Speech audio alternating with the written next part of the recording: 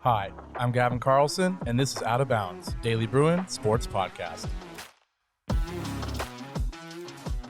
Hello, everybody, and welcome to another episode of Out of Bounds, the official sports podcast of the Daily Bruin. As always, I'm your host, Gavin Carlson, a fourth-year sports staff writer here at the Daily Bruin, and as you can see, we've got the trio back. Joseph took a little hiatus, busy man, but the one and only sports editor of the Daily Bruin, Joseph Crosby, is back. How are you doing today, buddy? I'm doing good. Happy to be back. Looking forward to getting out of the bye week and into some football once more. Yes, we're happy you're back. We are very happy you're back. This guy's always here. He never leaves me, and I'm happy about it because I love him. It's the man with the amazing hair and the even better takes, senior sports staff writer Jack Nelson. How are you doing today, buddy? I'm doing great, as always, Gavin. I want to preface this with an apology for all of our loyal viewers and listeners because I sounded absolutely terrible on last week's pod, and I couldn't even listen to myself. So thank you for those who did listen. It's better this week, I promise. Jack, he really loves to yell, so his voice was kind of in and out throughout it. My voice is never that great either. But yeah, we're back. Like Joseph said, we're coming off a bye week for UCLA football. Obviously, you're all well aware that they have lost their most previous game to Utah. It was 14-7, but we're not here to talk about that game anymore. We're here to preview the upcoming game against number 13, Washington State. That's right, the Cougars, a fantastic 4-0 start to the season that I don't know if people really fully expected that. I mean, everyone knows how the Pac-12 is really exceeding expectations this year. But number 13 in the nation, Washington State, I don't think many people saw that coming into the season. Obviously, UCLA coming off a loss, but at home, at the Rose Bowl, it's a 12 p.m. kickoff. UCLA plays really well at home. And I think a lot of people are going to be talking about a couple things. The quarterback matchup, first and foremost. Cam Ward, fantastic for Washington State so far. And Dante Moore coming off easily his worst performance of the season and of his career. Cam Ward, is he better than Dante Moore? I'm going to start with a little question. I always love to start with a little question. Who has the edge at quarterback in this matchup? Is it Dante Moore or is it Cam Ward? It's Cam Ward. Is it close? I don't think it's particularly close. Ooh.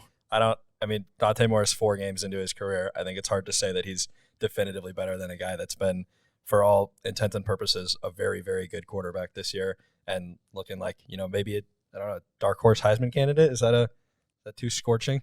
I mean, it feels like every single quarterback in the Pac-12 has been mentioned in the Heisman race. I mean, we know Caleb Williams, Bo Nix, Michael. It just seems like everybody. And I think they're 4-0. They played well. He hasn't really done anything wrong. I feel like it's a fair take. You got Cam Ward or Dante Moore, Jack? I do have Cam Ward as well. Yeah, Dante, early in his career, he's shown some flashes his first 2 games, but against Utah, we saw how he struggles against a really good Pac-12 defense. And Cam Ward, he's cooking this season so far. He's killing that air raid offense, and so I would definitely put him above Dante at this point. Yeah, Cam Ward to start the season, over 1,300 yards, 13 passing touchdowns, and the main thing that's really stood out, no interceptions. Flawless start to the season for him. Obviously, we know how Dante did with that interception to start the game against Utah, and just really shaky performance holding on to the ball. But we're going to transition now to talk about the offensive and defensive units for both sides. Washington State's offense has been phenomenal. They really, really, really outplayed Oregon State really the entire game. I know Oregon State made a late comeback in that game last week for Washington State, but their offense has been so impressive, and it's an air raid offense. It seems like it's always an air raid offense at Wazoo. Going back to the last time these teams played, we know how that game ended in the 60s. But talking about the offense a little bit, I personally think that they have the edge throughout the, UCLA's defense had a great game, but Washington State's offense has the edge. So, what can we talk about Washington State's offense here? What stood out?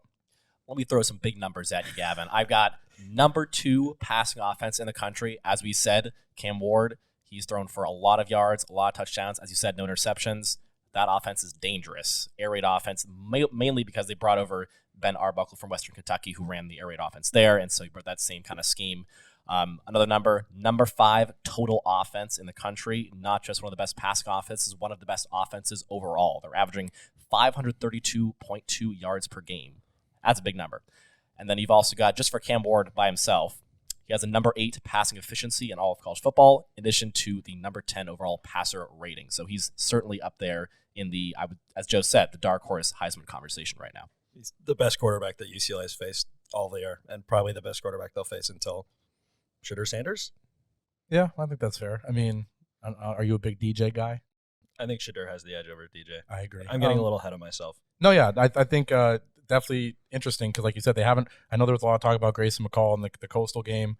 Other than that, they haven't really faced a strong quarterback. We saw what Nate Johnson did last week. Nothing. They still won the game, but he didn't do much.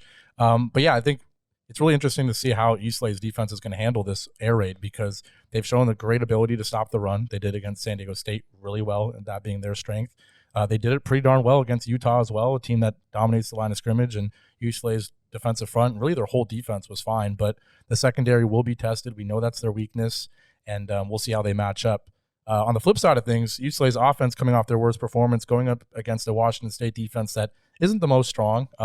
Joseph, what do you got on the defense, buddy? Yeah, I've got some numbers too, actually. Ooh, big numbers pod today. Yeah, they're actually big numbers. So I've got number 99 in passing yards allowed. Yikes. 59th in rushing defense and 70th in scoring defense. Okay. So kind of a little bit of a reversal from what's going on the offensive side of the ball. They've allowed 21 points at least 21 points in every game. Most recently 35 against Oregon State. And 3 of those games are at home. So their defense is definitely not the same, caliber as their offense. And I think UCLA is a pretty comparable offense to Oregon State's just in terms of the numbers. The Beavers are 20th in rushing. UCLA is 22nd. UCLA is 52nd in passing. Oregon State is 71st. So I think can kind of probably expect to see similar things play out with UCLA's offense against this Washington State defense that has kind of struggled in some regards. And what are we looking to see from Dante to respond to that poor performance against this defense? You talked about it being a weak defense, especially against the pass. Is it heroics from Dante? Is it keeping things simple and not turning the ball over? What are you hoping to see, or what should UCLA fans hope to see from Dante to sort of right the wrongs after that last performance?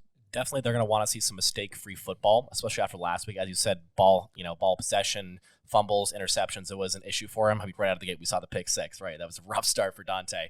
And so, just mistake-free football, and I think high completion percentage as well would be good for Dante. He was 15 for 35 against Utah, so showing proving that he can be accurate against a Pac-12 defense in a conference where it's all offense. There's 4 of the 5 top offenses in the country are in the Pac-12 right now. Like, Dante's got to be able to keep pace with some of these other offenses, and a lot of them are led by great quarterbacks with really high percentages and completions. Yeah, and I think especially the offensive line has to help too, right? Because it's not like Dante Moore had a very comfortable pocket for most of that Utah game, and the run game wasn't that great either. And we know that Chip Kelly's offense is run first and react after that with your quarterback, play actions, rollouts, all that stuff. So a lot of question marks about the offensive line, about Dante Moore and all that. We're doing a new thing here. We're going to do our keys to the game before we get into our predictions on who's actually going to win. So all 3 of us are going to have a key to the game for UCLA in order for them to win.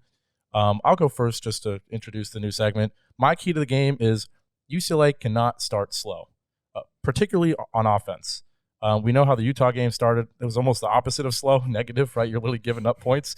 But even the San Diego State game, remember a slow start. I think it was 3 drives without really doing anything before they had the huge touchdown to Josiah Norwood. And then just looking at Wazoo, they're kind of the opposite. They start really well. I mean, they blew out Oregon State in the first half. I think it was 28-14 at halftime, and it was 35-14 going into the fourth quarter, something like that. They also scored on their first 3 drives. Wazoo did in their most recent game against a very strong Oregon State defense. So not only has UCLA shown a lack of ability to start out strong offensively, but Wazoo has shown the exact opposite. So if UCLA doesn't score on their first 2 or 3 drives, they could be down 14-0, down 21-0. And we know how UCLA fans are at the Rose Bowl. The few that do show up might leave early if they're down 21-0. So they're going to have to start strong. And I think it'll be a lot of pressure on Chip Kelly, how he calls plays to help out his young quarterback. Like I said in one of the pods, first couple of drives, you really script the plays, right? You have a plan of what you're going to do. You're not really reacting to the defense. You've kind of already planned your plays. So a lot of pressure on Chip Kelly to see how he scripts those plays in the first couple of drives and whether or not he's able to help his quarterback out. We'll go to Joseph. What's your key to the game? I think it's going to be holding on to the football. There was the interception to open the Utah game. Then, they get that first scoring opportunity, and Dante Moore loses the ball, turns it over at the 9-yard line. So just holding on to the football is going to be the key, not turning it over, making sure, even if you end up punting, if you're not throwing an interception, you're not fumbling it, especially when you've got Ron Stone Jr. coming around the right side off the line. He's got 2 forced fumbles this year already and 4 QB hurries, so he's going to be a big threat. So just making sure that not turning the ball over, I think, is going to be a really big storyline in this game. And then what about you, Jack? For me, it's all about limiting Cam Ward. He is the biggest weapon. He can really make this a bit of an offensive shootout. This should be a shootout, by the way I see it, with this Washington State defense and UCLA's defense and their ability to potentially limit Cam Ward here. Like, this is, if UCLA wants to be in this game and at least give their offense a bit of an edge, they're going to have to force some 3-and-outs, going to force some turnovers. I think they definitely can do that based on these first 2 games for the UCLA defense. Yeah, just a quick reminder of sort of the history of this matchup. The last game in 2019.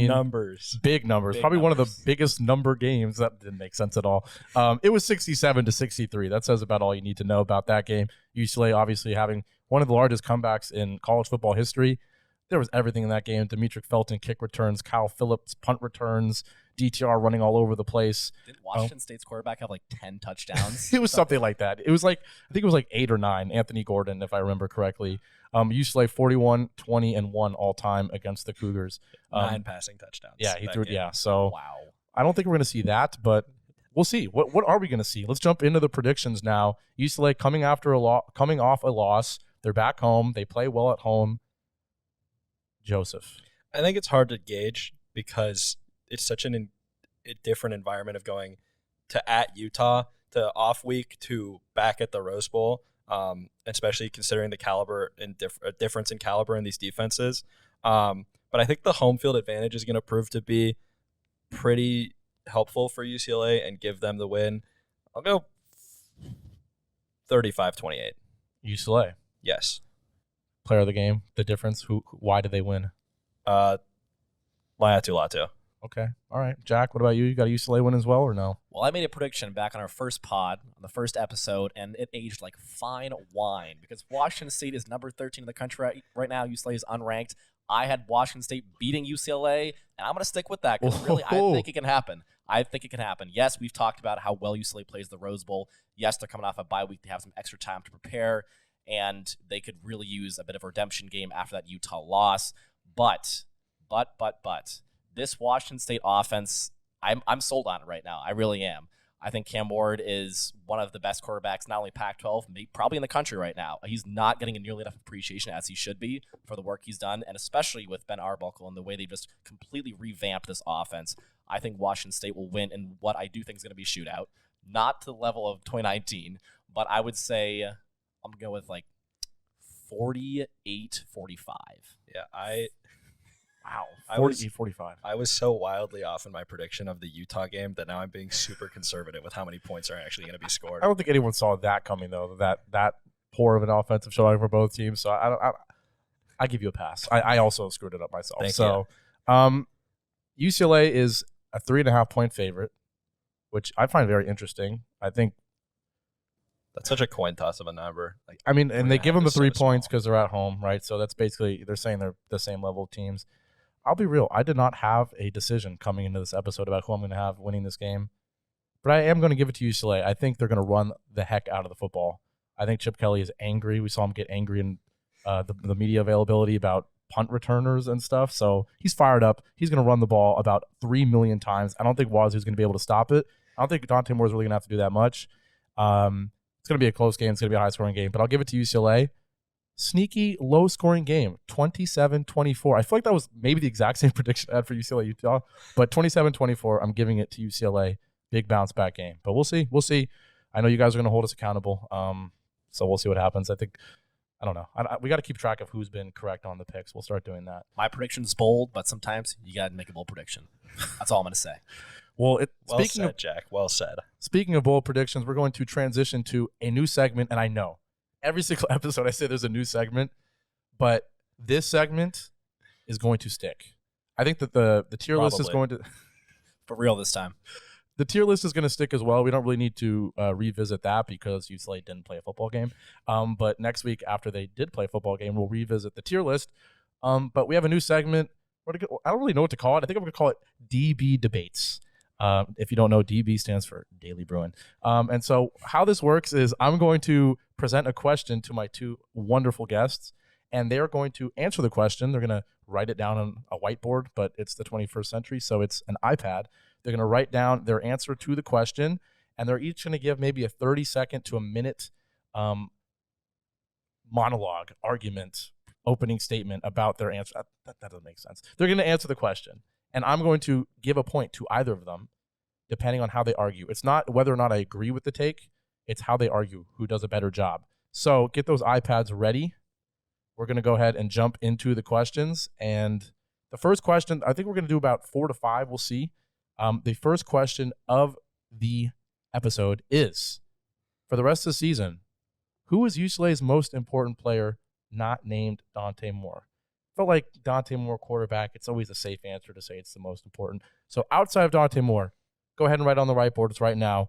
Who is the most important player for UCLA football for the remainder of the season? Don't peek at my answer, Jack. I'm not. I don't cheat on exams. I'd hope not. All right, Joseph, show me your board, buddy. I've got Latu. Joseph loves him. I was going to say, Defensive lineman. get someone who loves to say your name as much as Jack loves saying Ben Arbuckle. Because I feel like we've talked about Wazoo in 2 episodes. I feel like I've heard the name Ben Arbuckle like 6 times. Joseph loves Latu. So go ahead. Oh, Jack, who do you have before we jump into the arguments? The big reveal. Here it is. I got J. Michael Sturdivant. J. Michael Sturdivant. Okay, I'm going to say Joseph, go first. Why is it Latu? He's just the leader on the defense, and he has the most impact on, I think, any given play. You can just kind of expect Latu to do something big and important, and he kind of leads this defense, at least their front 7, which is a very strong unit. And I think he's kind of that X factor that is so important to their success in penetrating the backfield and getting those stops and finding that. I mean, they made Utah punt 6 consecutive times to open the second half. And so he's just kind of the key to that whole operation up front. What about you, buddy? Well, yes, I would say Latu is very important. Obviously, for that defense, the unit is very important for UCLA's success, at least so far this season. But one thing I will say about this UCLA offense, especially in light of the injury to Kyle Ford in the Utah game, there's going to be more of an emphasis on the connections between Dante Moore and his weapons that he has around him. We've seen some of the chemistry he's already found with J. Mike, and you put it very well earlier this season, Gavin. You talked about kind of like the strengths that J. Mike brings that really no other receiver you've seen that UCLA has had in the past. Some of that agility, the length that he has, his ability to really get a lot of yards after the catch. And I think as Dante continues to get some experience in this offense, continues to build these connections, having a go-to guy like J. Mike is going to be huge for this offense, especially in those shootout level games when you really need a go-to guy for big yardage and chunk plays. And so I think J. Mike's going to be very important going forward. It's tough. Not gonna lie, I think further questions, I need y'all to go back and forth and say why they're wrong, because it's if you're just giving your statement and that's it, it's kind of hard. I think I'm gonna give it to Jack though. I just think I'm gonna give it to Jack. We'll leave it at that. But it was close. We got multiple questions, so Joseph has plenty of time to redeem himself and get the lead back. 1-0 Jack. Question 2. It's a little confusing one to write down. I believe in you guys though. Rank from most concerning to least concerning for the remainder of the UCLA season. 1, the offensive line struggles. 2, Dante Moore's inexperience. 3, coaching overall. And 4, UCLA's defensive secondary. I'll give you guys, 10, 15 seconds. Put them in order. Obviously we saw in the last game the offensive line didn't do the best job protecting their inexperienced quarterback, and we know about UCLA secondary. We've seen it for years. We've talked about it for years. And then coaching, it's coaching. It's football. People are always going to criticize the coach more than anything else. So I'm really curious to see how you guys rank this one. Jack's, taking his time over there. He thinks he gets a pass because he has nice hair. You got to hurry up, buddy. Okay, I will admit I'm a bit of a perfectionist when it comes to my handwriting, so chill out, Gavin. I'm not. I'll go first. So got number 1, offensive line. I think it's the most concerning. Then secondary, Dante Moore's inexperience, and then least concerning I've had as the coaching. Okay. Jack, you're going to reveal yours, and then I want you guys to go back and forth on why your ranking is the right one. Amazing. I've got number 1 most concerning offensive line. Ooh. Then I've got secondary. We have the same list. Inexperience. Do we have the same list? We have the same list. Wow. Okay, we're on the same wavelength. Well, that's perfect because I don't really know how I was going to decide who was going to win this one. I think it was a hard one to debate. So tell me why offensive line is the most concerning, Joseph. The offensive line is the backbone of any good offense, I think. I think it's probably one of the most unsung position groups because you can't run the ball without a good offensive line, and your quarterback can't pass the ball without a good offensive line. So I think that is just going to be such a key point for UCLA to make sure that their offense continues to be successful by creating holes for TJ Harden and Carson Steele to run through and giving Dante more time to actually pass the ball. I'm curious why you guys both have coaching last, given some of the questionable decisions we saw, play calling from Chip Kelly and whatnot. Well, I will say this. I think beyond Chip Kelly, D'Anton Lynn, I think deserves a good amount of credit for the work he's done with the secondary. That's part of the reason why I don't have the secondary as my most concerning part in this list here, is I think he's done enough work at this point in the season where I can comfortably say, okay, UCLA's secondary is certainly better than last season, and that going forward in the season, I think they will definitely improve with the games, the competition they're going to have in the Pac-12. So yeah, that's the reason I have coaching as my least concerning area. But yes, as you mentioned, Chip he had some concerning play calling in last game against Utah. It's such a difficult thing to gain insight into of like, did something go wrong on the play calling side, or did something go wrong in the execution on the field? Because when the offensive line is having miscommunication problems, then no matter what run play you call or what pass play you call, it's not going to work. So it's hard to get that kind of level. And I think just the last 2+ years we've seen from Chip Kelly and his overall pedigree as an offensive coach, it's hard to be this early to be too concerned about it. I agree. I think a lot of it comes down to pre-snap communication too. Ultimately, yeah, the coach is going to tell you what plays you're going to be running, and they're going to, once you get on the field, it comes down to, okay, what's the chemistry you got between all of your receivers, the quarterback, what do you have on the offensive line? Does everyone really know all the intricacies of the play? So I think ultimately it comes down to how well as you said, the O-line and all the other parts of the offense, how well they're moving together, and how well they each know the play and are able to work together. So ultimately, I think it does come down to the O-line. Yeah, I think you talked about it in the media availability. Everyone was talking about that speed option call, and during the media availability, he's like, no, there's a miscommunication. We didn't block this guy. Would have looked completely different if we had handled business. So it's really easy for fans and reporters and everything to watch the game and be like, why did you call that? But if this block happened, that should have happened, then that's probably a touchdown, right? Stuff like that. If a block gets made, it's, what a great play. Yeah, exactly. So we'll do 2 more questions. Right now it's still 1-0 Jack because we had a tie there. Rank these 4 outcomes from most likely to least likely. Number 1, UCLA goes undefeated at home. Number 2, UCLA upsets USC at the Coliseum. Number 3, UCLA loses 3 of 4 against sort of the elite teams left on their schedule, Washington State, Oregon State, Colorado, and USC. And then number 4, UCLA loses to either a California school, Stanford or Cal, or an Arizona school, Arizona State or Arizona, since those are kind of the weakest teams in the Pac-12. So from most likely to least likely, write those 4. I think I know what I would say, but this isn't my question. Just a reminder of the schedule. UCLA will, after hosting Wazoo, they'll be at Oregon State against a team that, sure, they just lost to Wazoo, but then they beat Utah, so they're still very much elite. Then the Bruins get to travel to Stanford for what is basically a bye game, and I probably just jinxed it saying that, but Stanford looks awful. Then they host Colorado in a homecoming game that I'm sure the entire world will be at. Every celebrity ever in Los Angeles will want to see Deion Sanders. Then they're at Arizona. They host Arizona State, and then they travel to USC before hosting Cal. So from most likely to least likely in terms of these outcomes, and show me what you got, Joseph. I've got most likely is lose 3 of 4 against Washington State, Oregon State, Colorado, and USC. Then go undefeated at home.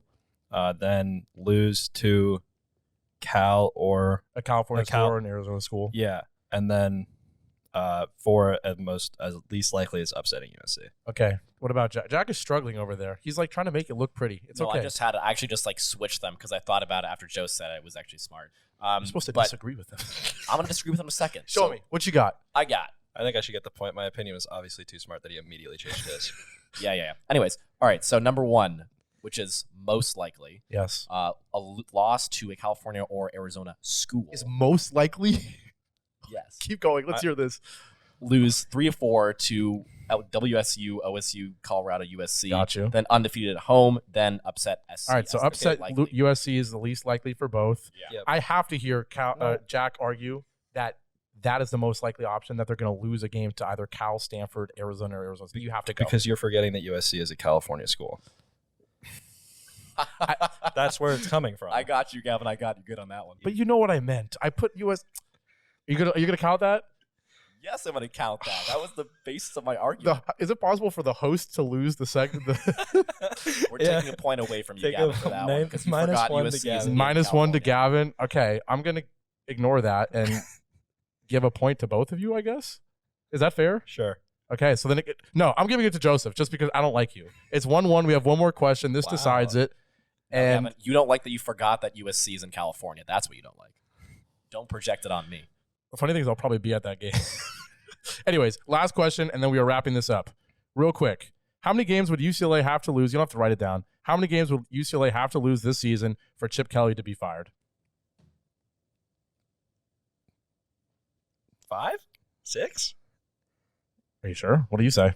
That's more than 5 or 6. I would say like 7. Why? 7. Debate right now. 30 seconds. Go back and forth. This is for the win. This is for the win. All right, look. So we've talked about how important it is to have continuity going into a new conference. UCLA is going to the Big Ten. Why would you change your head coach going into such a big change like that? Chip Kelly, he has proven that he can, though it took him a good amount of time, that he can improve a program and turn him into a winning team. And I really think that UCLA has a piece right now to be a winning team in the future. Maybe like, obviously not like a top contender in the Big Ten, but I think just having continuity going into a conference like that is huge. And I think making a coaching change going to Big Ten would be one of the biggest mistakes in athletics history. Okay. Go, Joseph, quick. Do you got a response? No, I don't know. I'm sorry. All right. Well, I guess you lose this one. I will take the L on that point. The insight or the expertise that I have in coaching decision making is so limited, I think. Sports editor, not future athletic director. Well, I feel like that's fair. Maybe I'm hedging my bets a little bit, but all right, well, Jack Nelson is the winner of the first ever DB debates. That's going to do it for this episode of the Out of Bounds Sports Podcast. UCLA will be hosting Wazoo. We just previewed it for you. If you want to listen to this episode, Spotify, SoundCloud, Apple Podcasts, you can watch it on our YouTube channel to see our beautiful faces. UCLA Daily Bruin. Transcript will be on dailybruin.com. Thanks so much for watching. Hope you enjoyed, and we'll see you next time. So long.